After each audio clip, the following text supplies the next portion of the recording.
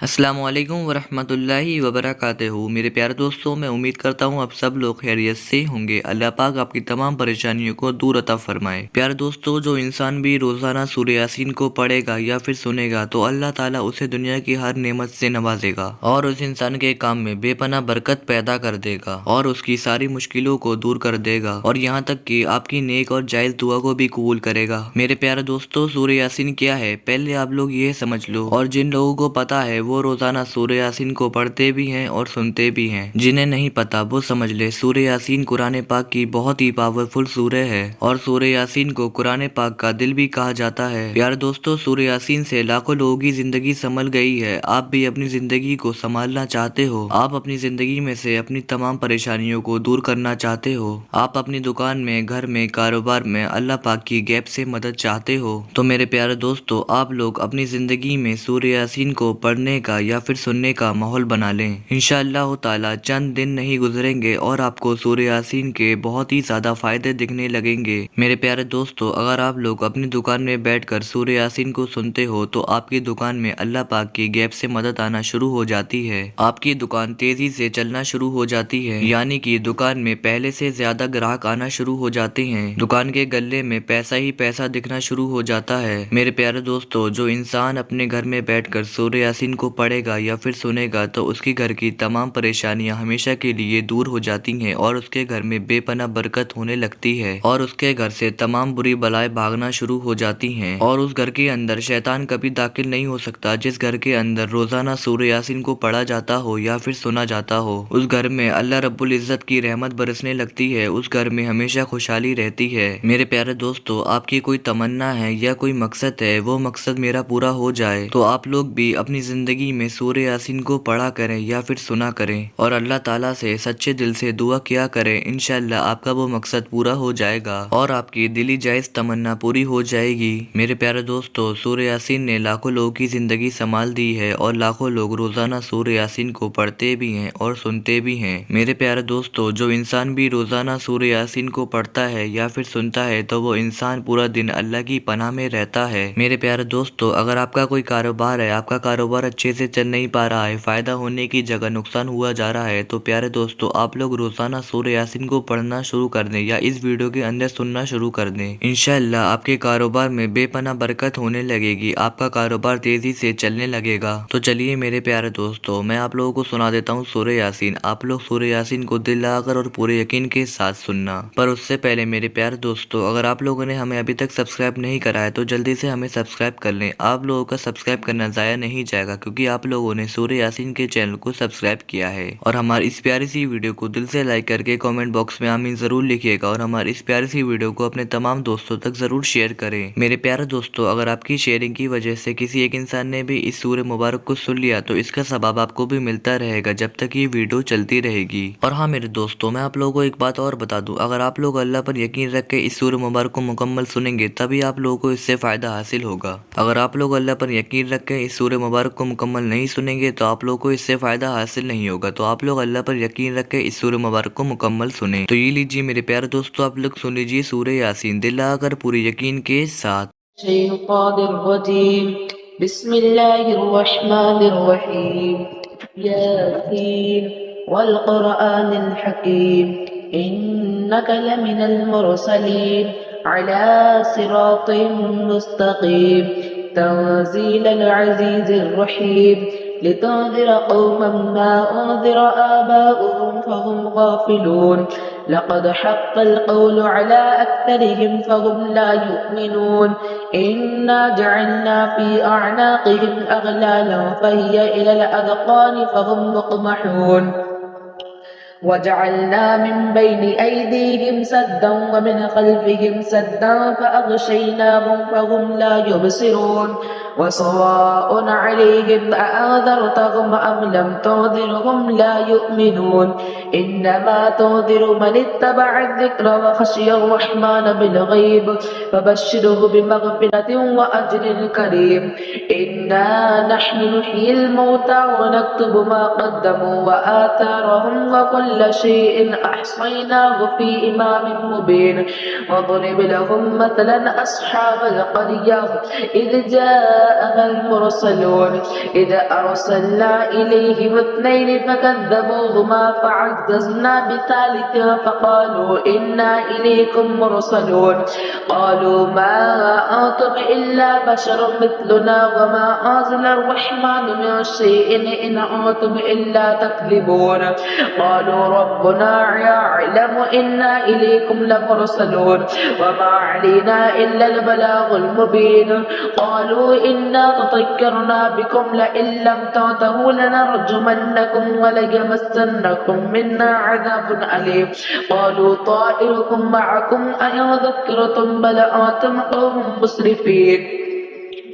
وجاء من أقصى المدينة رجل يسعى قال يا قوم اتبعوا المرسلين اتبعوا من لا يسألكم أجرا وهم مهتدون وما لي لا أعبد الذي فطرني فإنه فطرني وإليه ترجعون أأتخذ من دونه آلهة إن يردنا الرحمن لا تغني عني شفاعتهم شيئا ولا ينقذون إني إذا لفي ضلال مبين إني آمنت بربكم فاسمعون قيل ادخل الجنة قال يا ليت قومي يعلمون بما غفر لي ربي وجعلني من المكرمين وما أرسلنا على قومه من بعده من وجود من السماء وما كنا منزلين يا كانت إلا صيحة واحدة فإذا هم خامدون يا حسرة على العباد ما يأتيهم من رسول إلا كانوا به يستهزئون ألم يروا كم أخلقنا قبلهم من القرون أنهم إليهم لا يرجعون وإن كل لما جميع الذين محضرون وآية لهم الأرض الميتة أحييناها وأخرجنا منها حبا فمنه يأكلون وجعلنا فيها جنات من نخيل وأعناب وفجرنا فيها من العيون ليأكلوا من ثمره وما عملته أيديهم أفلا يشكرون سبحان الذي خلق الأزواج كلها مما تنبت الأرض ومن أنفسهم ومما يعلمون وآية لهم الليل نسلخ منه النهار فإذا هم مظلمون والشمس تجري لمستقر لها ذلك تقدير العزيز العليم والقمر قدرناه منازل حتى عاد كالعرجون القديم لا الشمس ينبغي لها أن تدرك القمر ولا الليل سابق النهار وكل في فلك يسبحون وآية لهم أنا حملنا ذريتهم في الفلك المشحون وخلقنا لهم من مثله ما يركبون وإن نشأ نغرقهم فلا صريخ لهم ولا هم يوقظون إلا رحمة منا ومتاعا إلى حين وإذا قيل لهم اتقوا ما بين أيديهم وما خلفكم لعلكم ترحمون وما تأتيهم من آية من آيات ربهم إلا كانوا عنها معرضين وإذا قيل لهم أنفقوا مما رزقكم الله قال الذين كفروا للذين آمنوا أنطعم من لو يشاء الله أطعمه إن أنتم إلا في ضلال مبين ويقولون متى هذا الوعد إن كنتم صادقين ما ينظرون إلا صيحة واحدة تأخذهم وهم يخصمون فلا يستطيعون توصية ولا إلى أهلهم يرجعون ونفخ في الصور فإذا هم من الأجداث إلى ربهم يوصلون قالوا يا ويلنا من بعثنا من مرقدنا هذا ما وعد الرحمن وصدق المرسلون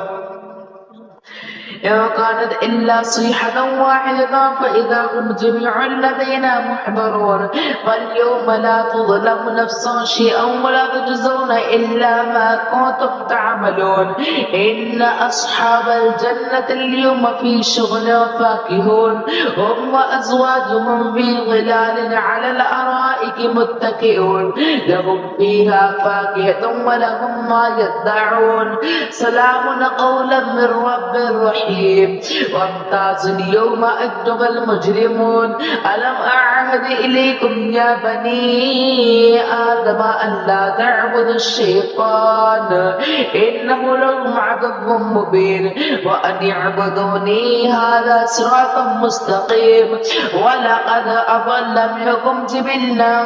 كثيرا أفلم تكونوا تعقلون هذه جهنم التي كنتم توعدون اصلوها اليوم بما كنتم تكفرون اليوم نختم على أفواههم وتكلمنا أيديهم وتشهد أرجلهم بما كانوا يكسبون ولو نشاء لطمسنا على أعينهم فاستبقوا الصراط فأنى يبصرون ولو نشاء لمسخناهم على مكانتهم فما استطاعوا مضيا ولا يرجعون ومن نعمره ننكسه في الخلق أفلا يعقلون وما علمناه الشعر وما ينبغي له إن هو إلا ذكر وقرآن مبين لينذر ما كان حجا ويحق القول على الكافرين أولم يروا أنا خلقنا لهم مما عملت أيدينا أنعاما فهم لها مالكون وذللناها لهم فمنها ركوبهم ومنها يأكلون ولهم فيها منافع ومشارب أفلا يشكرون واتخذوا من دون الله آلهة لعلهم ينصرون لا يستطيعون نصرهم وهم لهم جند محضرون فلا يحزنك قولهم إنا نعلم ما يسرون وما يعلنون أولم ير الإنسان أنا خلقناه من نطفة فإذا هو خصيم مبين وضرب لنا مثلا ونسي خلقه قال من يحيي العظام وهي رميم قل يحييها الذي أنشأها أول مرة وهو بكل خلق عليم الذي جعل لكم من الشجر الأخضر نارا فإذا أنتم منه توقدون أوليس الذي خلق السماوات والأرض بقادر على أن يخلق مثلهم بلى وهو الخلاق العليم إنما أمره إذا أراد شيئا أن يقول له كن فيكون فسبحان الذي بيده ملكوت كل شيء وإليه ترجعون